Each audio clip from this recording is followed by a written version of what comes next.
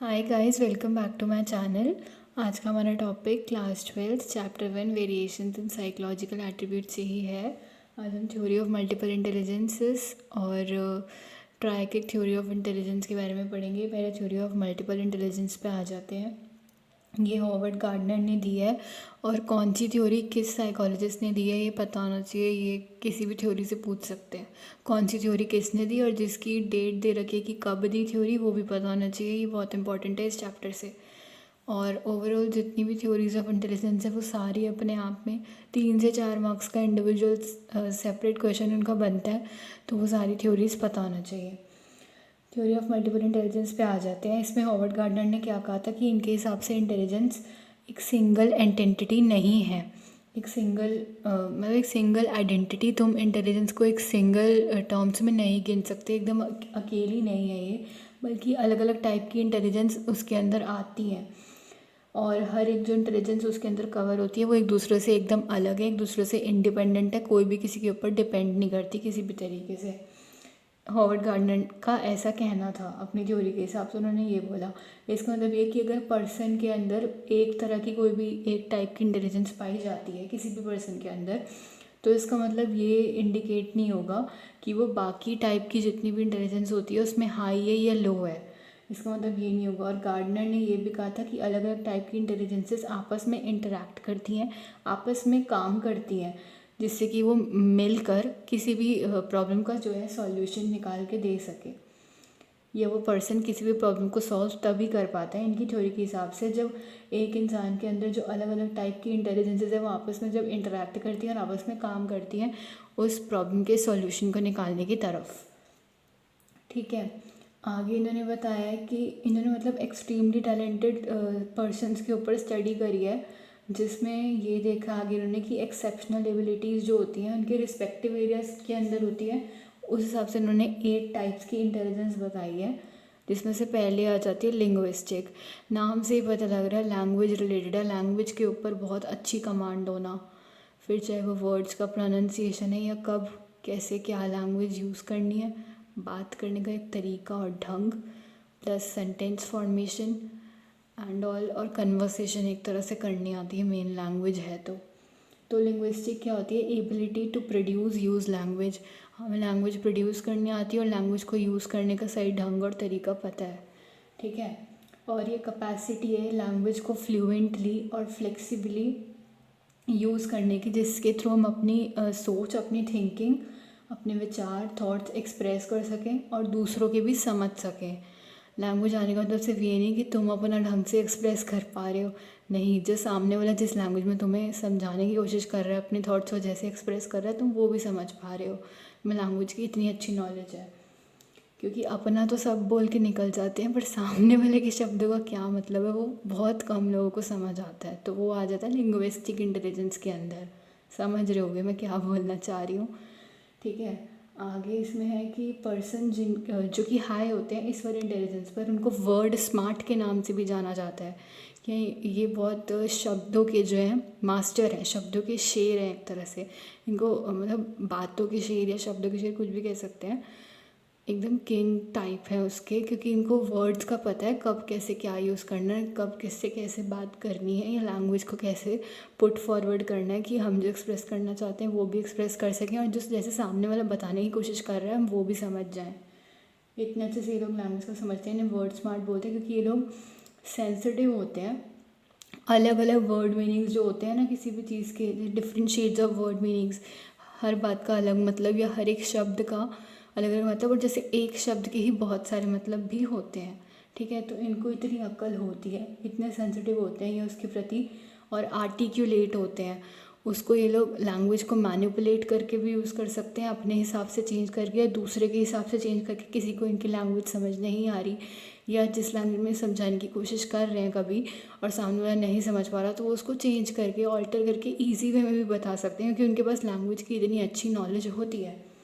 ठीक है, आगे इसमें क्या है कि ये क्रिएट कर सकते हैं लिंग्विस्टिक इमेजेस अपने माइंड में ही, मतलब लैंग्वेज की जो इमेजेस होती हैं उसको ये अपने दिमाग में क्रिएट कर सकते हैं। सामने वाला कुछ बता रहा है, अपनी लैंग्वेज में एक्सप्रेस करने की कोशिश कर रहा है, तो इनके दिमाग में वही मेंटल इमेज उसकी लैंग्वेज के हिसाब से बनती जाएगी, क्योंकि उसको समझने की कोशिश करेंगे पूरा, इनके लैंग्वेज के ऊपर एक तरह से मास्टरी है, ये एक्सपर्ट है बहुत ज़्यादा अपनी लैंग्वेज में, और सामने वाला जैसे समझाने की कोशिश कर रहा है वो लैंग्वेज भी अच्छे से समझ पा रहे हैं कि नहीं, इतनी नॉलेज है, इतनी अकल है इनके अंदर। दैट्स वाई लिंग्विस्टिक इंटेलिजेंस में वो हाई है, तेज़ है। पोएट्स और राइटर्स इसमें बहुत ज़्यादा स्ट्रॉन्ग होते हैं। इस कंपोनेंट, ये जो इंटेलिजेंस का ये वाला कंपोनेंट है लिंग्विस्टिक वाला, ये उनमें बहुत ज़्यादा हाई लेवल में पाया जाता है, तभी वो पोएट्स और राइटर्स एंड ऑथर्स जो हम कहते हैं वो बनते हैं, कि वो इतना अच्छा लिखते हैं, वो औरों को इन्फ्लुएंस करता है, उनके ऊपर बहुत तगड़ा इम्पैक्ट छोड़ के जाता है, और वो अपने वर्ड्स को कैसे कैसे एक्सप्रेस करते हैं हमें पता ही है, सारे आर्टिकल्स में, राइटिंग्स में एंड ऑल में। तो लिंग्विस्टिक इंटेलिजेंस के अंदर कौन आ जाते हैं? पोएट्स और राइटर्स, ये भी पूछा जा सकता है। लॉजिकल मैथमेटिकल, अब ये मैथ्स के कैलकुलेशंस और अरिथमेटिक से रिलेटेड है। इसके अंदर क्या है कि एबिलिटी है हमारे अंदर कि हम लॉजिकली सोच सकते हैं और क्रिटिकली सोच सकते हैं। यानी कि क्रिटिकली का ये मतलब होता है कि तुम दूसरे के अच्छे पॉइंट्स भी जानते हो और दूसरे के बुरे पॉइंट्स भी जानते हो, तुम्हें कमियां निकालनी भी आती हैं, कमियां ढूंढनी भी आती हैं, और अच्छाइयाँ ढूंढनी भी आती है, तुम इतना ढंग से सोच सकते हो। और इसमें सिर्फ दूसरों की ही नहीं आती, तुम्हें अपनी कमियां और अच्छाइयाँ भी पता होती हैं। क्रिटिकली का मतलब ये होता है, बहुत क्रूशियल इंपॉर्टेंट पॉइंट है ये भी हमारे कॉग्निटिव वाले पार्ट का, जो कि माइंड में होता है। इससे हम दूसरों की उसमें फॉल्ट भी निकाल सकते हैं। अगर कुछ गलत करा है किसी ने तो कुछ अच्छा हुआ है तो हाँ, उसके लिए हम उसे जो हम कहते हैं प्रेज़ करना या अचीवमेंट के लिए शाबाशी देना एंड ऑल, वो भी करना आता है हमें। इतनी हमारी क्रिटिकल और लॉजिकल एबिलिटी है सोचने की, थिंक करने की और प्रॉब्लम्स को सॉल्व करने की उसी हिसाब से। अब पर्सन जो कि इस टाइप ऑफ इंटेलिजेंस में बहुत हाई होते हैं वो लॉजिकली और क्रिटिकली सोचते हैं, ठीक है, सामने वाले के बैड पॉइंट्स भी देखे, अच्छे पॉइंट्स भी देखे, या लाइक कैलकुलेशन के हिसाब से समझाती हूँ, क्योंकि मैथमेटिकल है ये इंटेलिजेंस। कैलकुलेशन में क्या कहाँ गलती हुई है वो भी उन्हें पता है, और कहाँ कहाँ उन्होंने सही तरीके से चीज़ को सॉल्व करा है, किसी भी मैथमेटिकल प्रॉब्लम को, वो भी उन्हें पता है। और ये लोग ना एब्स्ट्रैक्ट रीजनिंग देते हैं या एब्स्ट्रैक्ट थिंकिंग करते हैं बेसिकली। यानी कि जो रियल कंसेप्ट इनके सामने प्रेजेंट करे जा रहे हैं, इन्हें दिखा रहे हैं, फिर चाहे वो किसी भी प्रॉब्लम का सॉल्यूशन है या कोई भी प्रॉब्लम है, whether it is problem itself और any solution to any problem, उसको ढंग से समझते हैं। और कोई भी कॉन्सेप्ट है रियल जो कि इन्हें दिखा रखा है, उसमें उसी हिसाब से सोचते हैं, ढंग से समझते हैं उसको, या समझने की अपनी पूरी कोशिश करते हैं। उस हिसाब से ये लोग एब्स्ट्रैक्ट थिंकिंग करते हैं। फिर चाहे वो किसी का दिया हुआ कोई आइडिया है या कोई भी थॉट है, उसको भी ये लोग बहुत ढंग से समझते हैं, और ये मैनिपुलेट कर सकते हैं सिम्बल्स को कोई भी मैथमेटिकल प्रॉब्लम्स को सॉल्व करने के लिए। प्लस साइंटिस्ट और नोबल प्राइज़ विनर्स जो हैं वो स्ट्रॉन्ग होते हैं इस वाले कंपोनेंट में। या जो लॉजिकल मैथमेटिकल इंटेलिजेंस होती है वो साइंटिस्ट में, और जो नोबल प्राइज़ विनर्स होते हैं ना उनके अंदर देखी जाती है बहुत हाई लेवल तक। देन आ जाते हैं स्पेशल पर। इसका मतलब है कि साइज़, पोजीशन और एरिया है किसी भी चीज़ का, और हमें उसकी बहुत अच्छे से नॉलेज है, हम उसको शेप वगैरह को ढंग से समझ पा रहे हैं। तो ये एबिलिटी होती है विजुअल इमेजेस बनाने की, दिमाग में, माइंड में जो दिख रहा है उसकी इमेज बनाने की, और जो पैटर्न्स, फिगर्स हमें दिखा रहे हैं उनको ढंग से समझने की क्षमता, उनको ढंग से समझने की क्षमता, कैपेबिलिटी या एबिलिटी। और मतलब इसके अंदर एबिलिटीज़ आती हैं जो कि इन्वॉल्व होती हैं फॉर्मिंग करने में, यूज़ करने में और ट्रांसफॉर्म करने में मेंटल इमेजेस को, मेंटल इमेजेस बनाने में, उनको यूज़ करने में, अगर वो कहीं काम आ सकती हैं तो विजुलाइज करेंगे तभी तो उसे ढंग से दिमाग में बना पाएंगे ना किसी भी इमेज को। उन्हें ट्रांसफॉर्म करने में, बदलने में, अगर वो आगे बदलनी है, चेंज करनी है तो। पर्सन जो कि हाई होते हैं इंटेलिजेंस, इस वाले इंटेलिजेंस में, वो इजीली रिप्रेजेंट कर सकते हैं स्पेशियल वर्ल्ड को अपने माइंड में। यानी कि वो जो वर्ल्ड है ना, ये जो वर्ल्ड है दुनिया, इसकी भी मेंटल इमेज क्रिएट कर सकते हैं, इसको भी विजुलाइज कर सकते हैं अपने दिमाग में आसानी से। कौन से लोग? जो कि स्पेशियल इंटेलिजेंस में बहुत हाई होते हैं। Pilot, sellers, sculptures, painters, architects, interior decorators, surgeons, ये बहुत हाईली डेवलप्ड होते हैं, या इनके पास बहुत हाईली डेवलप्ड हाई लेवल पर क्या होती है, स्पेशल इंटेलिजेंस। अब लाइक पायलट हो गए तो उन्हें प्लेन उड़ाते हुए पूरा अच्छे से पता है कि प्लेन कैसे उड़ाना है, कहाँ से कहाँ लेके जाना है हवा में, डायरेक्शंस, और उन्हें सब कुछ समझ आ रहा है अच्छे से कि पूरा क्या सीक्वेंस फॉलो होगा, किस ऑर्डर में जाना है और कौन सी डायरेक्शन सही है। और ये तक पता है कि लाइक हवा कहाँ से आ रही है, किस साइड चलना चाहिए या किस साइड से प्रेशर पड़ेगा, ह्यूमिडिटी है, कुछ भी है, क्लाउड्स है। ऐसी जो कि सर्जन्स होते हैं उन्हें ह्यूमन बॉडी के अंदर का पूरा पता है, उस हिसाब से ऑर्गन्स की पूरी ह्यूमन बॉडी की फिजियोलॉजिकल और बायोलॉजी की इमेज बना लेते हैं किसी भी ऑपरेशन को परफॉर्म करने से पहले। म्यूज़िकल पे आ जाते हैं, ability to produce manipulate musical rhythms and patterns. पूरे हमें सुर ताल की अच्छे से समझ है, वो हमें बनाने आते हैं, प्रोड्यूस करने आते हैं, उनको हम चेंज कर सकते हैं अपने सॉन्ग्स के हिसाब से, ट्यून्स के हिसाब से। और vocal tones and all musical notes हमें सबके सारे समझ आते हैं। फिर चाहे वो कोई भी सॉन्ग हो, कोई लाइक भजन हो गया, पंजाबी सॉन्ग हो गया, इंग्लिश सॉन्ग हो गया, हिंदी सॉन्ग हो गया या मलयाली सॉन्ग हो गया, कोई भी है, हम उसके रिदम्स को, पैटर्न्स को अच्छे से समझ सकते हैं। इतनी हमें म्यूज़िक की नॉलेज है। भले हमें वो लैंग्वेज समझ आए, बट म्यूज़िक ये कौन सी लैंग्वेज का है ये हमें समझ आ जाएगा, क्योंकि हमें म्यूज़िकल इंटेलिजेंस बहुत हाई है हमारे अंदर, हमें उसकी बहुत नॉलेज है। मतलब कैपेसिटी टू प्रोड्यूस, जिसे हम प्रोड्यूस कर सकते हैं किसी भी तरह के म्यूज़िक को, या क्रिएट कर सकते हैं और मैनिपुलेट कर सकते हैं म्यूज़िकल पैटर्न्स को अपने सॉन्ग के हिसाब से, अपने ट्यून्स के हिसाब से, या इंस्ट्रूमेंट के हिसाब से भी बहुत ज़्यादा फ़र्क पड़ता है और उस पर भी बहुत डिपेंड करता है। उसके हिसाब से भी हम एडजस्ट कर सकते हैं अपने ट्यून्स को या अपने वोकल नोट्स को, जो जो भी हम गा रहे हैं, रिकॉर्ड कर रहे हैं अपना गाना एंड ऑल, कुछ भी। पर्सन्स जिनके अंदर ये इंटेलिजेंस बहुत हाई लेवल पे पाई जाती है, जो हाई होते हैं इस इंटेलिजेंस में, बहुत ज़्यादा सेंसिटिव होते हैं साउंड्स को लेकर और वाइब्रेशंस को लेकर। ज़रा से तुम ट्यून बजाओगे या कोई गाना शुरू होगा, वो उससे पहले बता देंगे कौन सा गाना है, किसने गाया, कहाँ से, और इसमें कौन कौन सी ट्यून, सुर ताल लगाए गए हैं, क्या क्या इसमें नोट्स एंड ऑल यूज़ किए गए हैं, पीछे से कौन सा इंस्ट्रूमेंट बज रहा है। ये साउंड्स और वाइब्रेशंस के प्रति इतने ज़्यादा सेंसिटिव होते हैं कि सुनकर ही बता देते हैं, ज़रा सा सुनकर कि कौन सा सॉन्ग है एंड ऑल, पूरा इन्फो रिलेटेड उस सॉन्ग से जो भी है इनको पता होता है। सुनते ही उस सॉन्ग को ये पहचान जाते हैं, इतनी नॉलेज होती है इन्हें। और क्रिएट कर सकते हैं अलग अलग तरह की साउंड्स भी, अलग अलग पैटर्न्स में साउंड्स कैसे निकाले जाते हैं वो भी इन्हें आते हैं, क्योंकि इनके पास म्यूज़िकल इंटेलिजेंस बहुत हाई लेवल तक है। इसके अंदर तुम्हारे सिंगर्स आ जाएंगे, यहाँ पे दे नहीं रखा बट वैसे सिंगर्स आ सकते हैं इसके अंदर। बॉडीली काइनेस्थेटिक, बॉडी से रिलेटेड है। काइनेस्थेटिक क्या होता है कि एक पर्सन के पास पूरी अवेयरनेस है अपनी बॉडी के मूवमेंट्स को लेकर, किसके थ्रू, जो सेंसरी ऑर्गन्स है उसके थ्रू लेकर, यानी वो परसीव कर सकता है, उसे दिख रहा है, पता लग रहा है, वो पहचान पा रहा है कि हाँ उसकी बॉडी में मूवमेंट कब कब, कहाँ कहाँ, कैसे कैसे हो रहे हैं, वो उनको लेकर बहुत ज़्यादा अवेयर है और कॉन्शियस है। सेंसरी परसेप्शन ऑफ मूवमेंट का, सेंसरी परसेप्शन ऑफ मूवमेंट होता है काइनेस्थेटिक का मतलब, यानी वो बॉडी मूवमेंट्स को फील कर सकता है, समझ सकता है, उसे पता लग रहा है, वो उसे ढंग से परसीव कर पा रहा है। जब भी कोई बॉडी का मूवमेंट हो रहा है उसके किसी भी बॉडी के ऑर्गन में या किसी भी बॉडी के पार्ट में, इतनी नॉलेज है उसके पास।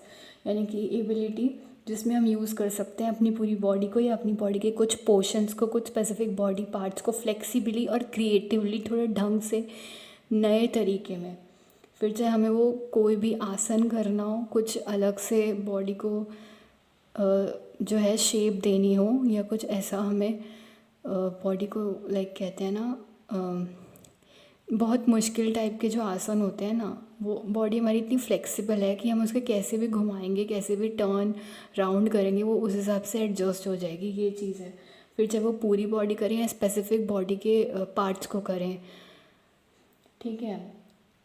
इसके अंदर हमारा ये आ सकता है, ये आ जाता है कि पूरी बॉडी को या तो यूज़ करना या बॉडी के कुछ पोर्शंस को यूज़ करना डिस्प्ले करने के लिए, या कंस्ट्रक्शन ऑफ प्रोडक्ट्स करने के लिए, प्रॉब्लम सॉल्विंग करने के लिए। Athletes, dancers, actors, sports person, gymnast, surgeons, ये इसके अंदर आ सकते हैं, ये आ जाते हैं, क्योंकि इनके पास बॉडीली काइनेस्थेटिक वाली इंटेलिजेंस बहुत अच्छे से होती है।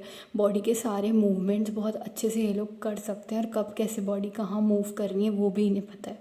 डांसर्स हो गए हमारे, जो मुश्किल मुश्किल स्टेप्स करते हैं, ऊपर नीचे कूदने वाले, या कोरियोग्राफर्स जो उन्हें सिखाते हैं, वो सब, ठीक है। इंटरपर्सनल, अब ये इंटरपर्सनल और इंट्रापर्सनल में कंफ्यूज मत होना। इंट्रापर्सनल होता है कि हम खुद को और अपने सारे फीलिंग्स, थॉट्स को अच्छे से समझ पा रहे हैं। इंटरपर्सनल होता है कि दूसरे के हम सारे फीलिंग, थॉट्स एंड ऑल को समझ पा रहे हैं ढंग से। इंट्रा मतलब हमारा खुद का पर्सनल थॉट्स एंड ऑल, वो सब हम ढंग से समझ पा रहे हैं, उसको लेकर आगे ढंग से उसके प्रति सेंसिटिव है, उसको लेकर आगे ढंग से सोच सकते हैं, उसमें हमें पता है क्या कब करना है, क्या नहीं करना। इंटरपर्सनल दूसरों के प्रति थोड़ा एम्पैथेटिक है, उनकी सुनते समझते हैं ढंग से जो वो कहना चाह रहे हैं। इंटरपर्सनल एबिलिटी है हमारे पास इतनी क्षमता है कि हम अंडरस्टैंड कर सकें बाकियों के बिहेवियर्स को, फिर चाहे वो कोई भी कैसा भी कितना कॉम्प्लेक्स से कॉम्प्लेक्स बिहेवियर क्यों ना दिखा रहे हो।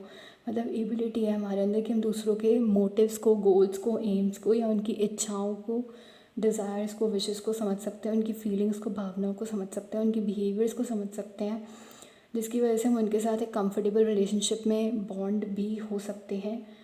और psychologists, counsellors, politicians, social workers, religious leaders सारे इसके अंदर आ जाते हैं, क्योंकि इनके अंदर हाई इंटरपर्सनल इंटेलिजेंस होती है। दूसरों की भावनाओं को ये लोग अच्छे से समझ सकते हैं, फिर चाहे सामने वाला उन्हें एक्सप्रेस कर पाए या ना कर पाए तो उनकी बॉडी लैंग्वेज से और फेशियल एक्सप्रेशन से ही समझ जाते हैं। इनके पास इतनी अकल होती है। अब जैसे तुम लोग काउंसलर का ही एग्जांपल ले लो, कोई भी पेशेंट या क्लाइंट बेसिकली साइकोलॉजिकल टर्म्स में इनके पास आता है अपनी प्रॉब्लम लेके, तो उसको देख कर ही बता देते हैं दिक्कत क्या है। ज़्यादातर उसे कुछ भी एक्सप्लेन नहीं करना पड़ता। वो बस एक जो होता है ना, ट्रस्टफुल रिलेशनशिप होता है दोनों के बीच में, कन्फाइड रहते हैं दोनों आपस में। वो बस ट्रस्ट करता है, उसके ऊपर इतना कॉन्फिडेंस दिखाता है, उसके बाद वो सब कुछ खुद बता देता है काउंसलर। इतना समझदार होता है, उसकी सारी भावनाओं को, मोटिव्स को, उसके बिहेवियर को सब कुछ समझ रहा होता है, उसके थॉट्स को, उसके दिमाग में क्या विचार चल रहे हैं। तो इंटरपर्सनल इंटेलिजेंस है ये। इंट्रापर्सनल इंटेलिजेंस जिसमें हम खुद को ढंग से समझ पा रहे हैं। एबिलिटी जिसके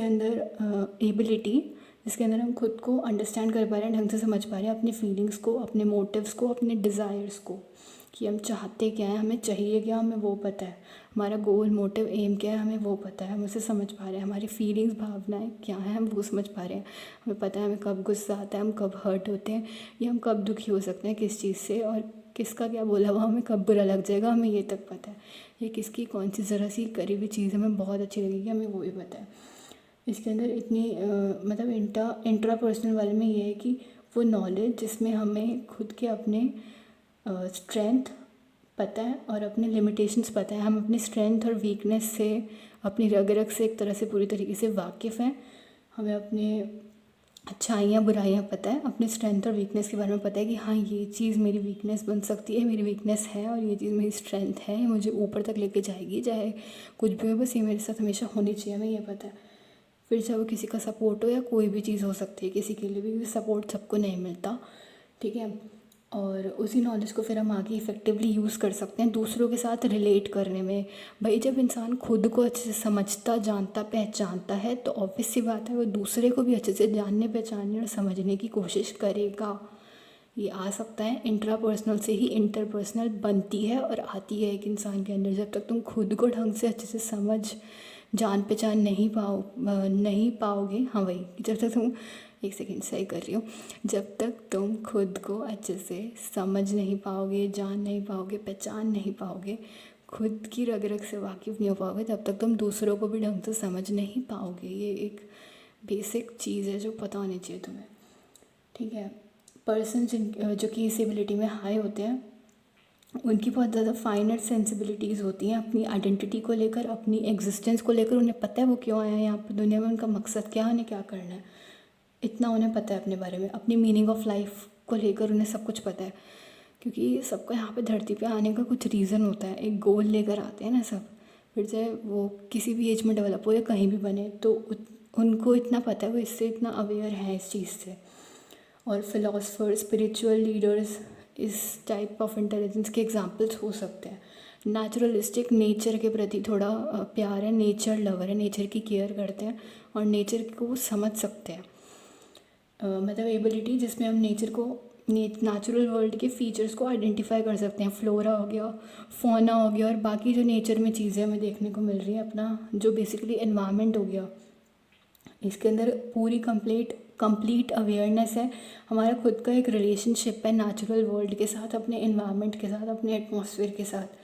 ये ज़रूरी है कि हम रिकॉग्नाइज़ करें, पहचानें, जो कि ब्यूटी है, खूबसूरती है, जो हमारे अलग अलग टाइप के स्पीशीज़ में, फ्लावर्स में भी, एनिमल्स में भी, फ्लोरा फोना, प्लांट्स में भी, एनिमल्स में भी, और डिस्क्रिमिनेशन कर सकें नेचुरल वर्ल्ड के बीच में, मतलब फ़र्क समझ सकें कि हाँ एनिमल्स भी जैसे बहुत सारे टाइप्स के होते हैं, रेप्टाइल्स हो गए, इंसेक्ट्स हो गए, हर्बीवोर्स एंड ऑल, उन सब के बीच में हम डिफरेंस समझ सकें, उन सब के बीच में फ़र्क कर सकें। बर्ड्स हो गए, एंड स्पीशीज़ जो कि एनिमल्स की होती हैं या फ्लावर्स वगैरह में डिफ्रेंशिएट कर सकें, उस नेचर को हम अच्छे से समझ सकें। बेसिकली हंटर्स, फार्मर्स, टूरिस्ट इसके अंदर आते हैं, बोटानिस्ट, जूलॉजिस्ट, बर्ड वॉचर्स, इनके अंदर बहुत ज़्यादा हद तक नेचुरलिस्टिक इंटेलिजेंस होती है कि नेचर को समझ सकते हैं, इनको नेचर की केयर करना, नेचर से एक प्यार, एक अटैचमेंट होती है।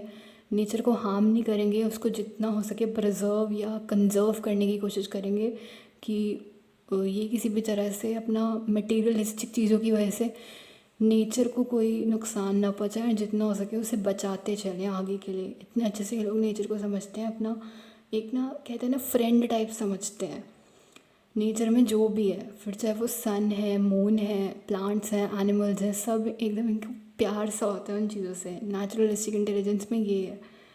Triarchic theory of intelligence Robert Sternberg ने दी। अब हम मतलब ट्रायर्किक थ्योरी ऑफ इंटेलिजेंस पे आ गए, ये वाली ख़त्म हो गई, इसमें कुछ भी ना आया हो समझ तो प्लीज़ पूछ लेना। ट्रायर्किक थ्योरी रॉबर्ट स्टर्नबर्ग ने दी 1985 में, डेट भी पता होनी चाहिए।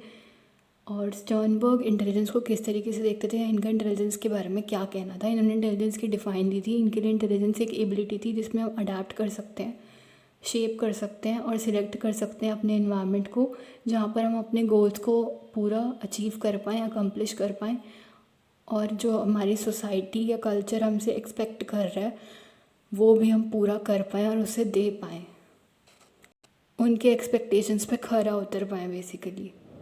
मतलब जो हमने अपने लिए सोचा है, जो हम खुद से चाहते हैं वो तो हम कर ही लें, साथ के साथ जो दूसरे हमसे चाह रहे हैं ना वो भी हम कर लें, जो कि अक्सर होता नहीं है। ठीक है, तो यही है कि triarchic theory of intelligence Robert Sternberg ने दी थी, 1985 में दी थी। ये इंटेलिजेंस को कैसे बताते थे कि ये एक क्षमता है जिसमें एक इंसान अपने इन्वायरमेंट में खुद को ढाल सकता है, उस हिसाब से एडजस्ट कर सकता है, अडाप्ट कर सकता है खुद को, और इन्वायरमेंट को अपने हिसाब से बदल भी सकता है, चेंज, ऑल्टर या शेप भी कर सकता है। और अपने इन्वायरमेंट को सिलेक्ट करते हुए पहले देखते हैं ना, पहले रहने के लिए कौन सी जगह सही है या कहाँ हम फिट आ सकते हैं, कहाँ हम कंफर्टेबली सूटेबल तरीके से वहाँ सेटल हो सकते हैं, तभी वहाँ घुसते हैं, नहीं तो वहाँ नहीं घुसते। या ये होता है ना, जिन लोगों के साथ नहीं बनती उनसे दूर ही रहते हैं। कौन से ग्रुप में हम अच्छे से फिट इन या फिक्स कर सकते हैं खुद को, वहाँ पर अपनी पहचान बना सकते हैं, वहाँ घुस सकते हैं, वहाँ लोगों के साथ बनेगी वही जाएंगे। अदरवाइज़ दूसरे ग्रुप्स में नहीं जाना, क्योंकि वहाँ ना जान ना पहचान और ना बनती किसी से, और वो मतलब हमारे मतलब का एरिया नहीं है एक तरह से। तो इन्वायरमेंट को सिलेक्ट करना भी इसके अंदर आ जाता है, ability to adapt, shape, select environment इस हिसाब से कि वहाँ पर हम अपने गोल्स को तो अचीव कर पाएँ, अपना सेल्फ एक्चुअलाइजेशन वाली नीड तो पूरी कर ली हमने, जो मास्लो की हायरार्की ऑफ नीड्स थ्योरी में था। अपने गोल्स को तो अच्छे से अचीव कर लिया और अपनी एबिलिटीज़ को फुलेस्ट पोटेंशियल तक हम रीच कर गए, एबिलिटीज़ को पहचानिए, फुलेस्ट पोटेंशियल तक रीच कर गए, और साथ के साथ जो हमारी सोसाइटी और कल्चर हमसे चाहता है ना, उन मतलब सोसाइटी के रूल्स एंड नॉर्म्स को बिना ब्रेक करे, जो हमारा एक्सेप्टेबल बिहेवियर हमें दिखाते हैं नॉर्मल ह्यूमन की तरह, उस हिसाब से एक्ट करा और सोसाइटी और कल्चर को भी कोई नुकसान नहीं हुआ, उनके भी एक्सपेक्टेशंस जो थे हमसे, हमने वो भी पूरे कर दिए। ठीक है, ability to adapt, shape, select environment to accomplish one's goals and those of one society and culture. जो हमारी सोसाइटी और कल्चर के गोल्स हैं ना, एम्स, मोटिव, जो वो करना चाहते हैं, जहाँ तक जिस लेवल तक अपने कल्चर को पहुँचाना चाहते हैं, सोसाइटी जहाँ तक अपने स्टैंडर्ड स्टेटस को पहुँचाना चाहती है, हमने वो भी कर दिया अपने गोल को अचीव करने के साथ साथ। ठीक है, इस थ्योरी के हिसाब से 3 बेसिक टाइप्स की इंटेलिजेंस है, कॉम्पोनेंशियल, एक्सपीरियंशियल, कंटेक्सचुअल। और जो एलिमेंट्स हैं ट्रायर्किक थ्योरी ऑफ इंटेलिजेंस के वो नीचे फिगर 1.1 में बताए हुए हैं, ये मैं समझा दूँगी ये वाली थ्योरी समझाने के बाद। तो कॉम्पोनेंशियल इंटेलिजेंस को हम लोग एनालिटिकल इंटेलिजेंस के नाम से भी जानते हैं, और इसके अंदर हम इंफॉर्मेशन को ढंग से एनालाइज करते हैं, अंडरस्टैंड करते हैं, इंटरप्रेट करने की कोशिश करते हैं, और हाँ, इंफॉर्मेशन का ढंग से एनालिसिस करेंगे जिससे कि हम अपने प्रॉब्लम्स को सॉल्व कर सकें। पर्सन जो कि हाई होते हैं इस एबिलिटी में, वो एनालिटिकली और क्रिटिकली सोचते हैं।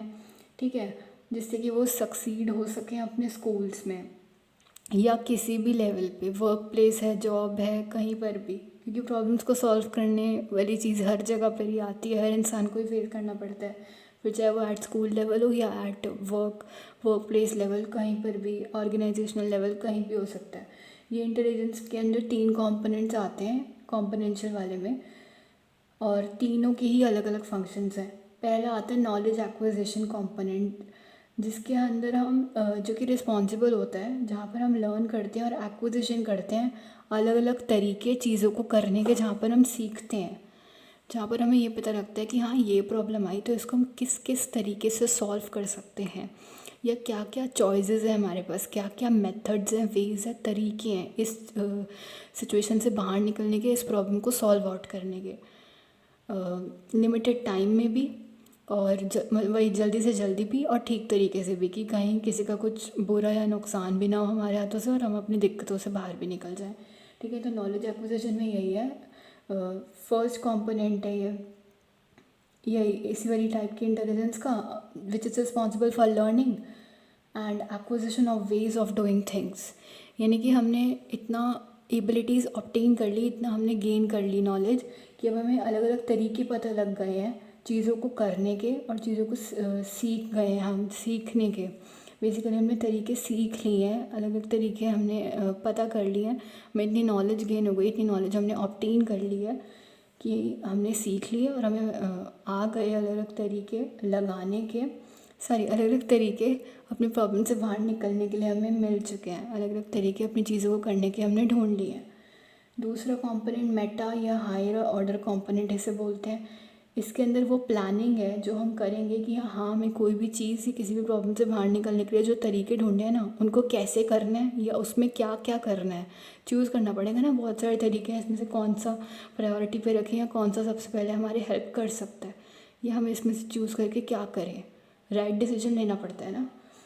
तो यही है मेटा और हायर ऑर्डर कंपोनेंट के अंदर की planning concerning what to do, how to do, क्या करना है सबसे पहले और कैसे करना है, ये हमें पता लगेगा यहाँ पे। तीसरा कंपोनेंट आ जाता है परफॉर्मेंस कंपोनेंट, एक्चुअली में उन चीज़ों को करना, जो तरीके डिफरेंट मेथड्स निकाले हैं, जो डिफरेंट मेथड्स लर्न करें, सीखे हैं, और इतनी नॉलेज एक्विजिशन जो हमारे अंदर हुआ है, नॉलेज जो हमने गेन करी है, ऑब्टेन करी है, उसको लगाना एक्चुअल में रियल लाइफ में जो प्रॉब्लम्स आएंगी वहाँ पर उसे अप्लाई करना, उस प्रॉब्लम से बाहर निकलने के लिए वहाँ पर परफॉर्म करना। और दूसरा कंपोनेंट भी आ जाएगा, हमें तब ये भी पता लग जाएगा कि हाँ कैसे करना है, कौन सा तरीका कब यूज़ करना है और क्या करना है, what to do, how to do. ठीक है, जो थर्ड कंपोनेंट परफॉर्मेंस था, जिसमें हम एक्चुअली उन चीज़ों को करेंगे या जो तरीके निकाले उनको अप्लाई करेंगे। अब आती है एक्सपीरियंशियल इंटेलिजेंस, इसको क्रिएटिव इंटेलिजेंस भी बोलते हैं। इसके अंदर यह है कि पास्ट एक्सपीरियंस को हम क्रिएटिवली नए तरीके से ढंग से यूज़ कर रहे हैं, नई जो अभी हमारे पास रीसेंट प्रॉब्लम्स आ रही है ना, उनको सॉल्व करने के लिए, हाँ उनको सॉल्व करने के लिए या उनका सोल्यूशन निकालने के लिए। मान लो मैंने पुराने टाइम में या पहले कभी कोई सिचुएशन, कोई प्रॉब्लम फेस करी हो, डिफ़िकल्ट सिचुएशन या कोई भी प्रॉब्लम, और अभी रिसेंट में मेरे पास वैसी ही कोई सिमिलर प्रॉब्लम आ गई है। ऑब्वियस सी बात है, मैं पुराने वाले तरीके यूज़ करूँगी ना पहले तो, मतलब सोचूंगी ना कि हाँ मैं वहाँ से क्या क्या ले सकती हूँ, वहाँ से मुझे जो सीखने को मिला उन गलतियों से, उस प्रॉब्लम में फंसने के बाद, वो मैं यहाँ पर ढंग से देख के चलूँगी, वापस वो गलती नहीं करूँगी कि मुझे इस वाली प्रॉब्लम में ये चीज़ें फेस ना करनी पड़े और आसानी से इससे बाहर निकल जाऊँ। ठीक है, तो इस वाले इंटेलिजेंस में मैं यूज़ करूँगी अपने पास्ट पुराने वाले एक्सपीरियंस को ढंग से क्रिएटिवली नए तरीके से सोच समझ के out of the box idea के साथ, जिससे कि मैं सॉल्व कर पाऊँ अपनी नई वाली प्रॉब्लम्स जो भी रिसेंट टाइम में मेरे सामने आ रही हैं। ये रिफ्लेक्ट हो सकती है क्रिएटिव परफॉर्मेंस में। और पर्सन्स जो कि इस वाले एस्पेक्ट में हाई होते हैं, वो इंटीग्रेट करते हैं, इकट्ठा करते हैं अलग अलग एक्सपीरियंसेस को ओरिजिनल तरीके से, जिससे कि वो नई डिस्कवरीज और नए इनोवेशंस इन्वेंशंस कर सकें। हाँ, एक ही प्रॉब्लम को सॉल्व करने के नए नए अलग अलग तरीके निकाल सकें, सोच समझ के, अपने दिमाग से और क्रिएटिविटी के साथ। और जल्दी से वो ढूंढ लेते हैं इन्फॉर्मेशन जो कि ज़रूरी होती है उस सिचुएशन में, जो हमें चाहिए होती है, मतलब ज़रूरत के टाइम पे जो इन्फॉर्मेशन हमें चाहिए होती है वो जल्दी से उसे ढूंढ लेते हैं। They are very quick in finding out which information is crucial और important in a given situation, और अकॉर्डिंग टू सिचुएशन उन्हें ऐसे हैंडल करनी आती हैं चीज़ें क्रिएटिवली, अपने ढंग से दिमाग के साथ, नए नए सॉल्यूशंस के साथ वो आ जाते हैं। They come up very quickly with new solutions to solve new problems by recalling their past experiences. Contextual intelligence, contextual intelligence को प्रैक्टिकल इंटेलिजेंस भी बोला जाता है। ये बहुत रियल लाइफ वाली है, रोज़मर्रा की डेली दिक्कतों की मतलब डेली दिक्कतों को सॉल्व करने के लिए, रोज़ की प्रॉब्लम्स जो आती हैं उनको सॉल्व आउट करने के लिए ये वो एबिलिटी है जिसमें हम डील करते हैं अपने इन्वायरमेंट के डिमांड्स के साथ, या जो चैलेंजेस जो हमारे पास रोज़ आ रहे हैं उनके साथ, डेली बेसिस पे जो हमें फेस करने पड़ रहे हैं, जो रोज़ की दिक्कतें, रोज़ की प्रॉब्लम है, फिर चाहे वो ट्रैफिक हो गया या कुछ भी हो गया। हम कोई चीज़ कहीं ले जाना भूल गए तो उसका ऑल्टरनेट हम ढूंढ लेंगे जल्दी से। हमें इतना अच्छे से मतलब मैनेज करने की अक्ल है, हमें आता है ढंग से। और इसको ना हम स्ट्रीट स्मार्टनेस या बिजनेस सेंस के नाम से भी जानते हैं, ठीक है। पर्सन जो कि इस एस्पेक्ट में हाई होते हैं बहुत ज़्यादा, वो ईजिली अडेप्ट कर जाते हैं अपने प्रेजेंट एनवायरनमेंट में, जो अभी का रिसेंट एनवायरनमेंट है। फिर चाहे उसमें कितने प्रॉब्लम्स, कितने चैलेंजेस हैं, वो उस हिसाब से खुद को एडजस्ट कर लेंगे, वहाँ पे खुद को ढाल लेंगे ढंग से उसी इन्वायरमेंट में, और सिलेक्ट कर लेंगे ज़्यादा, चुन लेंगे अपने लिए ज़्यादा फेवरेबल और अच्छा इन्वायरमेंट पहले वाले इन्वायरमेंट से, या मॉडिफाई कर लेंगे वही पहले वाले इन्वायरमेंट को कि वो वहाँ पर अपनी ज़रूरतों के हिसाब से खुद को फिट कर सकें या वहाँ पर फिट हो सकें, ठीक है। तभी ये लाइफ में बहुत ज़्यादा सक्सेसफुल होते हैं ये वाले लोग। जैसे इसका एग्जांपल ये हो सकता है कि मान लो कोई बच्चा है, अब जाते जाते उसकी चप्पल टूट गई, तो उसने कुछ जुगाड़ ऐसा करा कि उसको ऐसा फील भी नहीं हो रहा उसकी चप्पल टूटी है, एंड वो चल भी पा रहा है ढंग से। फिर चाहे वो किसी भी टाइप की चप्पल है, मतलब उसने कुछ ऐसा मोड़ा तोड़ा और अंदर ऐसे से लाइक उसे इतनी अक्ल है कि हाँ डेली लाइफ में ऐसे अगर कोई प्रॉब्लम है कि किसी की भी कभी भी चप्पल टूट सकती है, ठीक है। बता के नहीं होता ये कि हाँ अब यहाँ जा रहे हैं और ऐसे इतना इतना डिस्टेंस तक चलेंगे तो इस टाइम पे मेरी चप्पल टूटेगी तो मैं दूसरी चप्पल साथ रख लूँ, नहीं ये नहीं होता कभी। एट द मोमेंट रैंडमली कभी भी ऑन द स्पॉट किसी की भी चप्पल टूट सकती है। तो उसे इतनी अक्ल है कि वो उसी टाइम अपना दिमाग चलाएगा और उसी सिचुएशन में खुद को ढाल लेगा, एडजस्ट करेगा उसी स्लीपर के साथ, अपनी डेस्टिनेशन तक पहुंच जाएगा। या उसको इस तरीके से कर लेगा कि उसे लगेगा भी नहीं उसकी चप्पल टूटी है, उस पर ध्यान नहीं देगा, उसे इग्नोर करेगा, एकदम अवॉइड करेगा, निगलेक्ट कर देगा उस चीज़ को और अपने गोल की तरफ ज़्यादा फोकस करेगा और चल पड़ेगा बस। उसे इतना फ़र्क नहीं पड़ता। हमारे तो नहीं है, चप्पल टूटी साइड में फेंकी, घर गए, दूसरी चप्पल आए, फिर उसके बदले नई खरीदी क्योंकि एक टूट गई थी, ठीक है। मजाक करा है लास्ट में मैंने। स्टर्नबर्ग की जो ट्रायर्किक थ्योरी है इंटेलिजेंस की, इंफॉर्मेशन प्रोसेसिंग अप्रोच के अंडर आती है, एंड ऑल्सो जो हॉवर्ड गार्डनर की थ्योरी ऑफ मल्टीपल इंटेलिजेंस है, ये भी इंफॉर्मेशन प्रोसेसिंग अप्रोच के अंडर ही आती है। फिगर 1.1 एक बार मैं समझा देती हूँ। इसमें बता रखा है कि कॉन्टेक्सचुअल सब थ्योरी क्या है, कि हमने बिहेवियर्स को स्पेसिफाई करा, उनको पर्टिकुलर कल्चर के हिसाब से इंटेलिजेंट बता दिया, ठीक है। और एक्सपीरियंशियल सब थ्योरी क्या है कि हमने ये स्पेसिफाई करा कि कैसे एक्सपीरियंसेस इंटेलिजेंस को अफेक्ट करते हैं, उस पर असर डालते हैं, और कैसे इंटेलिजेंस अफेक्ट कर सकती है एक पर्सन के एक्सपीरियंसेस को, उसके अनुभवों को, या उसने पुराने टाइम में क्या क्या झेला है, क्या क्या एक्सपीरियंस करा है उस चीज़ को। कॉम्पोनेंशियल सब थ्योरी में स्पेसिफाई करा कि कॉग्निटिव प्रोसेसेस जो कि अंडरलाइन करते हैं सारे इंटेलिजेंट बिहेवियर्स को, जिसके अंदर 3 कॉम्पोनेंट्स थे। नॉलेज एक्विजिशन वाला, जिसमें हम एनकोड करते हैं, कंबाइन करते हैं और कंपेयर करते हैं इन्फॉर्मेशन को। इन्फॉर्मेशन बेसिकली लेते हैं, गेन करते हैं ना हम इसमें नॉलेज, हम तरीके सीखते हैं या ऑब्टेन करते हैं अलग अलग मेथड्स किसी भी प्रॉब्लम को सॉल्व करने के या चीज़ों को करने के। परफॉर्मेंस कंपोनेंट्स में क्या था कि स्ट्रैटेजीज़ को एग्जीक्यूट करेंगे जो कि मेटा कंपोनेंट से हमने असेंबल करी।